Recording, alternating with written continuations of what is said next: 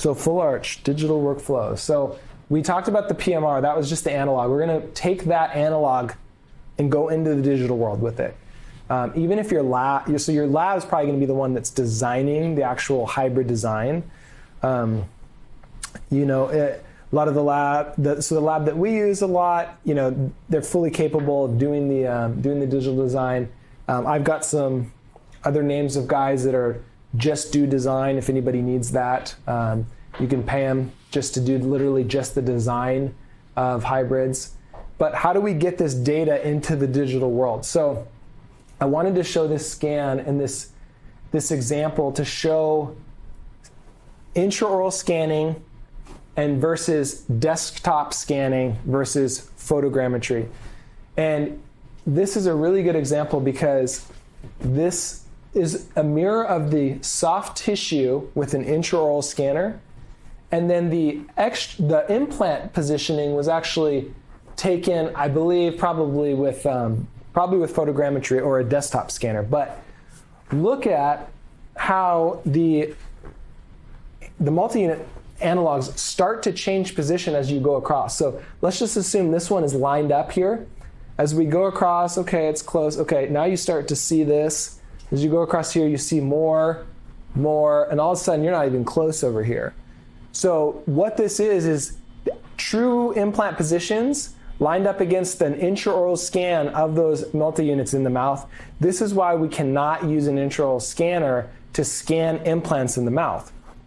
And the reason is field of view. So an intraoral scanner is a tiny camera taking a million little pictures and stitching it together. And as we're traveling across the arch, the relationship of picture A to B and B to C and C to D starts to just tweak a little. By the time you get all the way across the arch, it's an accurate scan, but it's not, this doesn't meet this like it's supposed to. The relationship between the two isn't precise enough. So it's fine in the world of where there's a little slop, in dentures, maybe full arch crowns. There's just play and all that. But when you're trying to fixate 6 implants together, the relationship has to be so precise. And intraoral scanners, the field of view is like an inch. The head of the camera to the tissue is just so short. Whereas a desktop scanner is sitting back 6 inches and it's seeing the entire mastercast with all 6 scan bodies on it, and it's taking pictures from 6 inches away. And so they're always seeing the entire scene at one time. That's why a desktop scanner can do it, but an intraoral scanner cannot. So is anybody confused by that? I'm surprised that they're not. Can the photogrammetry? Sorry, Jerry, go ahead. That's okay. I'm surprised with the attacking the iTero that it can't do that. It's I know. Interesting. Yeah. It doesn't stitch that correctly. An intraoral kind of camera, all like kind of in one. And if you guys have seen it, it's a big box, and you sit and hold it in front of the patient's face, and they've got these dice sticking up on the multi-units, and it's scanning all the dice at one time. And it's the most accurate thing that's out there. I think the studies show it more accurate than desktop scanners are. It's just the technology is really cool. Yeah, you got to spend like probably 30, 35 grand for one of these things. And if you're only doing a handful of full arch cases, it's not a place for that. But those offices that are doing full arch cases every day, and they're putting implants in, they're putting dice on, and they're scanning it, and then it goes directly to their lab in the back, and they design a temporary, and they print a temporary. And they never do a conversion. They just do a straight to implant printed temporary in an hour, and they're doing these all day, every day. The photogrammetry is really cool. But for us and average day-to-day GPs, it doesn't make sense. So, but what we do use is a master cast with scan bodies on a master cast in a desktop scanner to get that data.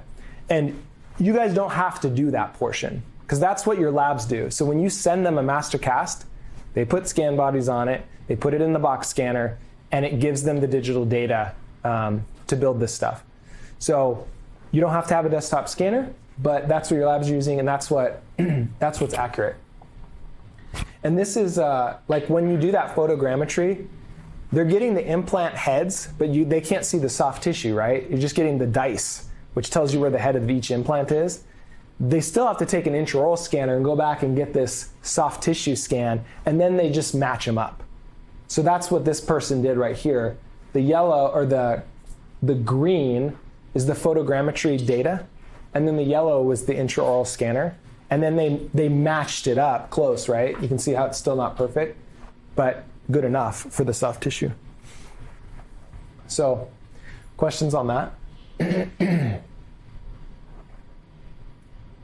Okay, so I wanted to kind of show and get your minds wrapped around the idea of how do you get all this data in the digital world, including the byte, because that's the big one. It's like, how do you get the byte of all this referenced digitally?